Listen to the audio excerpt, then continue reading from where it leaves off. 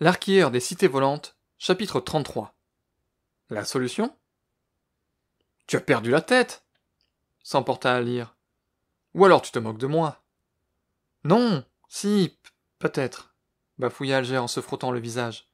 Je ne sais pas. Écoute, j'ignore le fin mot de l'histoire, mais c'est peut-être la seule solution. Le premier arqueur n'en croyait pas ses oreilles. Son confrère se tenait là, devant lui, avec le projet insensé de détruire les cités volantes. Rien de moins. Comment pouvait-il songer à pareille folie? Et sur quoi? Une simple intuition? Rends-toi bien compte, Alger. Je viens de t'annoncer que par ma bêtise, j'ai ôté à ce monde l'un de ses plus fameux trésors, et toi, tu te montres chez moi, juste après cet événement, souligna Alir, et tu me soutiens que là se trouve peut-être notre salut? N'est-ce pas étrange? Honnêtement. L'invité surprise s'enfonça lourdement dans son fauteuil, comme accablé par le poids d'un avenir incertain. Il resta ainsi de longues secondes, les yeux dans le vide, les lèvres tordues en une grimace de dépit. Puis son regard se porta vers une fenêtre difforme, où un ciel grisâtre et menaçant s'avançait. Finalement, Alger souffla de désolation avant de se tourner vers Alir. « Je ne sais pas, avoua-t-il tristement.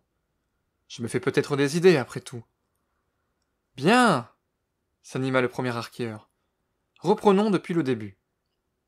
Lorsque tu as ramené le mage, ce dernier a parlé d'offrir le trône des cités volantes à notre cher commanditaire, Monsieur Bamblek. Cette information attrapée au passage t'a bien sûr tiraillé l'esprit, torturé même, à ne plus pouvoir dormir. À lire, le gronda son invité. Pense ce que tu veux. J'ai mené ma petite enquête sans trouver guère d'informations à son sujet. Toujours est-il qu'il m'a rappelé peu de temps après cette entrevue. Il savait que je creusais.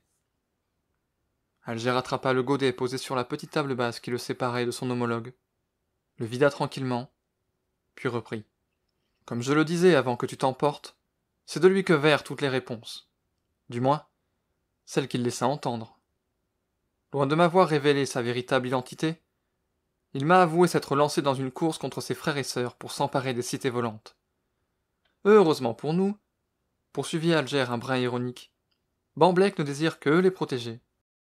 Ayant compris l'intérêt des cuves, il m'a chargé de fouiller toutes les ruines à leur recherche et de lui en rapporter le plus possible. Mais quelque chose ne tourne pas rond. Je ne sais pas si on peut lui faire confiance. Voilà pourquoi je suis venu à ta rencontre, pour te demander conseil. Oh! Alors maintenant que tu as besoin de moi, j'existe à nouveau. Ça recommence, s'assombrit l'invité. Tu imagines facilement ce qu'il m'en coûte d'être ici, n'est-ce pas? Passe-moi ta rancune, et concentrons-nous sur de plus graves problématiques. Avantagé, le maître des lieux étira les lèvres en un sourire narquois, puis son visage se vêtit d'un masque de sérieux rare chez lui. Tu me parles de confiance, commença-t-il froidement. Mais qui me dit que je dois te croire, toi? Tu peux très bien me mentir, comme tu l'as fait auparavant, et profiter de mon savoir, et de mon matériel, précisa-t-il en désignant les cuves fraîchement trouvées à Nanléar. Je me trouve donc dans une situation délicate. Dois-je m'associer à toi? Devons-nous répondre à l'appel de Bamblek, ou tenter de le doubler? Voilà déjà 3 options peu enviables de mon point de vue. Cela dit, poursuivit Alir après un instant, même si selon toi une ombre terrible plane sur nous, il existe peut-être une échappatoire. Au lieu de faire exploser les cités volantes, pourquoi ne pas modifier la mélodie à jouer pour lever leur bouclier? Alger écarquilla les yeux.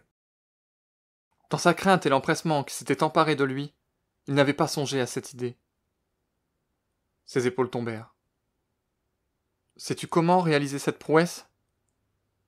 Si la situation est telle que l'a décrite Bamblek, si ses frères et sœurs tentent réellement de s'approprier le pouvoir des cités, et s'ils sont réellement en avance sur lui, avons-nous seulement le temps de répondre à cette question?